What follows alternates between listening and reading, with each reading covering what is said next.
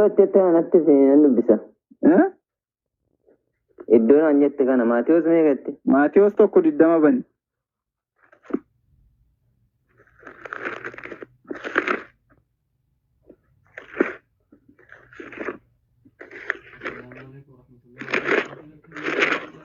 Eeshi. Bani. Baneera. Dubbisiga. Waa'ee dhalachuu Yesuus dubbata kun. Dubbisiga marre. Toorri hidda dhaloota Yesuus sanyii Daawit sanyii Abrahaam isa kana Abrahaam Yisihaaqin dhalche. Waa'ee maal kana dubbisuun maaliif barbaachisee? Toora maali Isaayyaas Maatiyos 1:20 siin jedhe jalqabarraa kaasee tokkorraa kaaste. Maatiyos 1:20. Otoo Yoosef kana yaadaa jiru kunoo ergamaan gooftaa abjuutti itti mul'ate. Yaa Yoosef ilma Daawit Maariyaam haadhimni kee hafuura qulqulluudhaan waan ulfoofteef ishee biratti fudhachuu hin sodaatin. Isheen ilma hin deessi atis maqaa isaa Yesuus jettee hin moggaafta. Inni ofii isaatii saba isaa cubbuu isaanitti isaan hin fayyisaa jedheen. Kun hundinuu Waaqayyo gooftaan afaan raajichaatiin dubbatee jira. Afaan raajichaa. Raajii eenyu? Isaayyaas. Mee jedhi. Itti fufa? Itti dubbisi. Isheen ilma hin deesse atis maqaa isaa ishee. Kun hundinuu inni Waaqayyo gooftaan afaan raajichaatiin dubbate akka raawwatuuf ta'e. Innoo kunoo durbiin ulfoofti ilmas hin deessi maqaan isaa Amaanu'el jedhanii in moggaasuu jedhe. Amaanu'el jechuun Waaqayyo wajjin jira jechuudha. Raajiin amma Isaayyaas raajii sun Yesuusiif ta'uusaa mirkaneeffatte miti kunoo wangeela keessatti. Mirkaneeffadde. Galatoom. Kanaafuu Waaqayyi Yesuus ilmi Waaqa ka jedhu raajii Isaayyaas keessatti waan isa Yesuusiif raajame keessatti akka hin dubbatamne wanti sunis akka hin dhufeen raawwanne kana beekmee Waaqayyo tokkodhaan an jette ergasii immoo deebitee immoo Waaqayyo abbaa ilmaa fura qulqulluu fuutetti dabalte. Mee isaa fidde warra kana. Ustaaz Araab assalaamu alaikum. Ustaazachin ragaa kana barbaaddee miti. Hara jamaata bilayyaa fakkaatanii jirtani. Yohaannis boqonnaa 14. Fiqaadu waan irraa naasee nanatti wajjin haasa'a. Fiqaadu anatti wajjin haasa'a qoy. Yohaannis boqonnaa 14. Waan ofi maakii Ayyuu silaan beekumaa wajjin haasa'a kana beekne wajjin. maal taate mucha maayikii qabadhu yookaan gadansi buusa. Fiqaadu Abeet. maal jette? Tokko ta'uu isaanii na gaafatte mini. Lakki Waaqayyo ilmaa ka jedhu eessaa fiddee itti dabalteen siin jedhe. Maatiyos 28 ka. Maatiyos 28 maalidha? Maatiyos 28:18.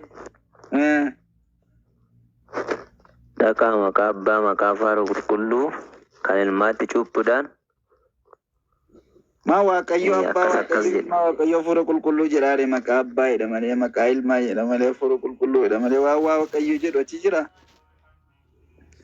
Amma ilmi akka Waaqayyo jechuu waaqummaa ilmaa kan ibsu barbaadde. Waaqayyo ilmaa eessaa fiddeen siin jedhe bar. Waaqayyo ilma moo?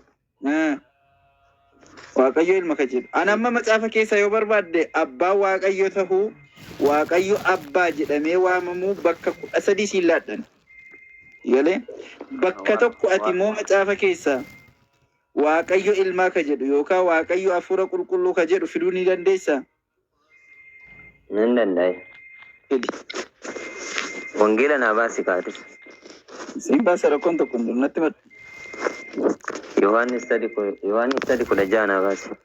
Yohaannis 3:16 Waaqayyo abbaa jedha Waaqayyo ilmaa jedha. Baasi ka amma maal baasteen dubbistu? Maal sirriittan beekaafanii koo Waaqayyo akkasitti tokkicha ilma isaa hamma kennuufitti biyya lafaa jaallatee jedha. Eeshi kun isatti kam eeshi itti dhufuuf? Ayyee kun immoo isatti kan amanu hundinuu jireenya bara baraa haa qabaatu malee haa baduuf miti jedhe. Ishi. Beera Waaqayyo ilma ka jedhu. Maal jechuudha reefu? Waa'ee ilmummaan Waaqayyo dubbatu. ilma ka jedhu maayee isa jiraansiin jedhe buleessu. Ahaa. Ati jechuun gaafii maaf faallaa namatti deemtanii? Jecha Waaqayyo ilma jecha mataa keessanii Ilmi Waaqayyo hin jenneeti amma. Ilmi Waaqayyoodha kaa'e. Mee ilmi Waaqayyo ka jedhu gaafii diinsiin jedhe. Ishee Filiippiyoos 2:5 baafadhu ka. Inni amma sirrii miti. Inni ammaa kun sirriidha akkoo ani jechuun gaafii kan Inni amma fideenaan si dubbise Waaqayyo abbaa ilmaa hin jedhu miti. Dogoggortee fidde ragaa sammaa. Dogongoree miti koo jecha keessantu nama gaara. Amma jechuma mataa keessanii fakkeenya Waaqayyo ilma kan jedhu barraa'ee hin jiru garuu waaqummaa Yesuus kan ibsu hin jiru. Waan hin jirre maaliif jetta re'ati? Kun waaqummaan ibsu jechi amma dubbiste kun. Abeet. Maayikii qabadhu meete ustaazarraa bittan si dabarsaa filis. Waan hin barroofne maaliif Waaqayyo ilmaa jette? Namicha kana gadi buusaami. Maal abboo kun? Isan buusinaa adii isan buusinaa lakka akkasii miti.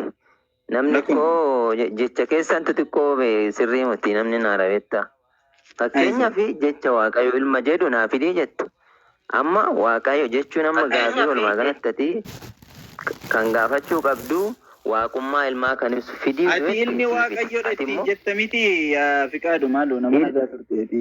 Si dogoggorsaa jiru natti fakkaata. Sila nama nagaa turte. Ati ilmi Waaqayyoodha amanta miti. Hayyee ilmi Waaqayyoodha ka jedhu yookaan Waaqayyo ilma ka jedhu hin caafameen jiru naan jette miti. Akka meera na deebi.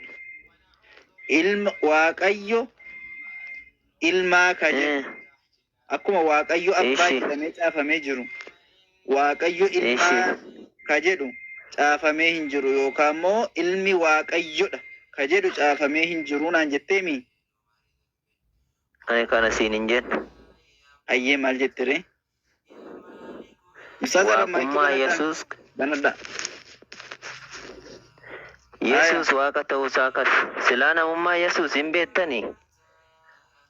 Kana waan isinitti himnu hin qabnu waaqummaa Yesuus kan ibsu hin jiraas hin jedhe baran.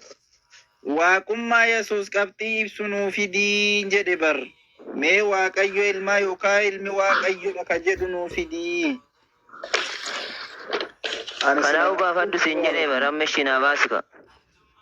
Kamiin? Yoon tissii kana si baase jecha faallaa natti fidillaan. Amma Filiippiyoos 2:5 naa baasi. Cawa achirratti wal gaggeessina naa baasi. Filiippiyoos. Fiqaadu. 2:5. Aya, mee ustaaz Asaa. Laa waaqummaa Yesuus kan ibsu fidii siin jedhan ustaaz hin fiduu jedhinati. Anis gaafiin isin gaafadha. Hin fidu jedheeti. Didi bakka maal gootaree jechuun naa dubbisaa kana isinis. Laa karaan irra gabaabaa hin fiduu jechuun si gabaabadha. Maaliif jennaan wanni taasisu hundinuu waaqummaa hin suni. Wanni fe'iitu. Filiippiyoos 2:5 ka jedhu dubbisteettaati garuu. Yaa ibsuu baatu naan dubbistu amma mee Filiippiyoos. Like Filiippiyoos 2:5 dubbistee beektaa? Dubbisee beekee. Mee amma baniiti dubbise. Lakkoofsan dubbisi mee. Ani gaafii si gaafa nan dubbisa koo gaafii si gaafa. Like gaafiin gaafateen kasitu fide dubbisi. Hin dubbisu jedhe. Dubbisu. Ofitti dubbisu Fiqaadu ati. Didi. Maqaa isaati. Fiqe. Didi gara garaa didi jechuudha. Dubbisu.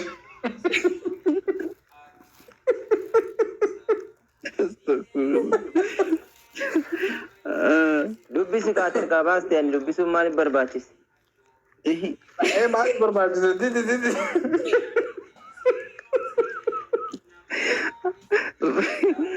Ragaasitu midhateemi. Amma waada fakkeenya wanti nama kofalchiisu ragaa Yesuus waaqummaa Yesuusitti barbaadde. Jarattiin gaafa guyyaa kudhanii yoo san dubbiste amma dubbistu ishee ta'e. Filipiyoos 2:5 mee dubbisi ka'ee buleessu maal taateeti? Maaliif bira ga'uun dadhabe? Maal? Bootaa isaatiin. Maal inni jechuun akkamatti asii dubbisa garuu yoo si bira jiraate naa sirreessita jechuun baafachaa son jiru baafata isaa iddoo isaa dhabe. Inni bifa waaqummaatiin osuma jiru hin jedhu. Filipiyoos 2:5.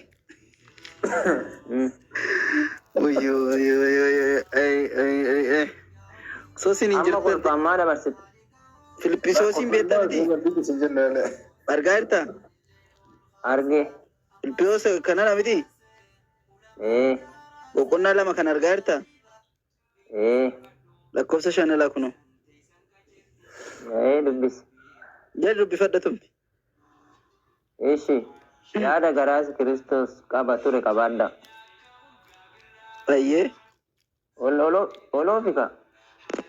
5 jette miti? Shan irraa itti fufee dubbisa oluma deemi kaa tole.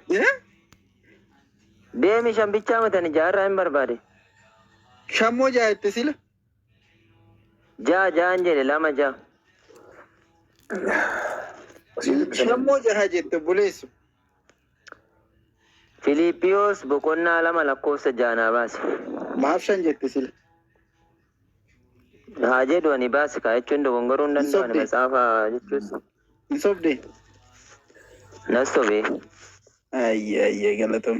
Bakka Ustaaz Arab itti fufaa wajjin. Wallahi amin. Dura naa baasii naa dubbisii ani amma. Inni bifa waaqayyootiin osoma jiru kan jedhu kanuma barbaadinatti fakkaata. Maali qoyaan isin dubbe isin abboomamaan ture eega ammaas maaf naan dubbisu. Wallahi amin. Namni biraa baruu qabaa naan jettanii tana dubbisiistan. Mobaayila banuu hin danda'u. Iskiriinii si guddisaati. Kun bakka buxalaa si kaayaa jettu kottu na jedhe. Dubbisi amma si guddiseera banan viidiyoo keeti. Ijoollee riikardi godhaa. Banan dhamma kunuuti. Ani ba'umbaa kan ni barbangeessa. Baadiyyaadha waan ta'eef jechuun viidiyoon kiyyaa seeran hin mul'atu beektaa. Baadiyyaadha waan ta'eef maabiraati seeran hin jiru. Yaada isaa dubbadhu maal jedha yaanni inni bifa waaqayyummaatiin osoo jiru sanii keessanii. Jechuun amma beektaa dogongoranii dubbachuu irra wangeeluma irraa osoo dubbatanii wayii. Akka maalitti lakkoofnee kan jedhu san maali? Ishee. Inni bifa waaqayyummaatiin osoo jiru Yesuus bifa waaqayyootiin jiraami? Okay, ati hoo mataan kee bifa waaqayyootiin jiraachuu kan kee beektaa? Ani munan beekee. Kanaafuu Yesuus bifa waaqayyootiin jira, atis bifa waaqayyootiin jirtanii. Garaagarummaa aangoo ulfina abbaa isaati ulfina waaqummaa wal naqitteessuun qabu kana jechuuf fakkaatti waaqayyootiin anu malee akkaataan itti hiikkatte sirrii miti. Ulfina isa abbaa wajjin wal isa qixxeessuu jedha. Ulfina isa eenyu kenneef? Waaqayyoodha. Wanni waaqayyo waa namaa kenne ati waaqayyo qaama tokko waan tokko sii kenne waan waaqayyo sii kenne sana ati waaqayyo ta'uu dandeetta kenna. Keeyyata san keessatti itti dhufna Yohaannis 17 gaariitti ibsee jira waan ta'eef ulfina san eenyutu kenneef? Waaqayyo kenneef. Kanaafuu waaqayyo kan biraati gaa. Yesuus kan biraati waaqayyo kan biraati jechuudha. Kan biraa kan jedhu hin jiraaree wangeela keessa. Jira. Anii fi abbaan tokko jedheera. Anii fi abbaan tokko jedhee jira bara. Laa tokko miti abbaan tokko miti. Anii fi abbaan tokko ifaafaa isaatiin jedhe jechuun akkam ragaa qabdaati tokko miti kan jedhu. Ofumaa kan keetti tokko miti akka tuuf deemta taa'am. Tokko miti jedhamu madda fiite solafti nagaa. Anamma ragaa naa fidin jedhe anis ragaa si fidaati anii fi abbaan tokko jedhee jira. Takka diddee miti lama diddee miti sadi okay. Maalan ditu? Tokko miti jedhi jennaan diddee miti. Ani amma abboo wajji wal naa qabsiisi waliigalaan jiru ni beektu. Okay, Dhiifama wajjin obboleessa. abbaa fi ilmi waaqayyo tokko jettee jirta. Tokko jettee egaa amante gaafa Yesuus hin qabanii akkasiin garafasan abbaan garafame oli Hin garafatu. tokko miti. Okay, gaafa Yesuus du'e abbaan du'ee jira. Kuni hojiidha bara. Abbaan nuuf fannifamne hafuurri qulqulluun nuuf fannifamne hojiidhaan garagara. Tokko miti. Gaafa Yesuus garafamullee abbaan hin garafamne. Gaafa Yesuus du'ullee abbaan hin duune. Gaafa Yesuus akkasii gadi qabee nyaataa fi waan arga nyaatanillee abbaan hin nyaanne. Tokko miti. Ishi haa ta'u. Haa ta'u miti tokko Amma Yesuus nam. Kun hojiin isaanii garagara siin jedheedha bara. Okay, kanaafuu garagara jette kana reefu tokko jette amma garagara jette alhamdulillah rabbil alamin. Okay. Hojiidha ka hojiitu garagara bari arab. Hojiitu tokko moo Hojii garagara maal dalaga hojiitu garagara moo qaamatu garagara? hojiitu garagara. Qaamanoo Waaqummaadhaan tokko qaama hin qabu waan. maa Yesuus gaafa nyaatee dhugu inni qaama tokko miti qaama min Yesuus. Bifa waaqummaatiin osuma jiru sila siin dubbifne reef Filiippiyoos 2:5 Bifa bara foon namaa uffatee akka gara biyya lafaa dhufu yoo dhufeef ati waan jette abbaa fi ilmi tokko jette akkamitti fakkeenyaaf wal keessa jiranidha wanni teettu kana nala waan biraa jettu qabda hin qabu. ilmi abbaa keessa jira ayyi abbaa keessa eega jiraate gaafa Yesuusni akkasi garafan abbaallee kama keessa jiru garafan gaa'ee akkasii kanallee hin deebisuu dandeebi hin deebisu Ishiin amma hin deebi'u waa tokko siin jedheetan itti murra. amma tartiiba deebiseera. Waa tokko si gaaffeen tumurra. Sanis gaafa Yesuus du'u sanis abbaanis keessa jira waan ta'eef ilmaan du'e abbaanis walumaan amanuu qabdu. Yookaan tokko Abbaan keessa hin jiru bara. laa hawla walaa quwwata illaa Abbaan keessa hin jiru. namni bandee mun jenne yaa fidaa koo akkam na taate fi qaaduu fi akkam na harkaa taate. Das ist Problem. Bakka coggaarraa kaaftee qaama deemee bishaan duwwaa jechuudha.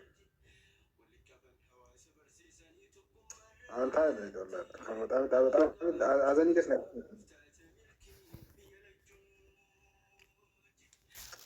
azanii keessa galchite bakka ammaatiis. Hazanii moti abbaan waaqarra jira yeroo Yesuus cuuphamu san sagalee waaqarraa maal kan jedhu. Kun ilma koo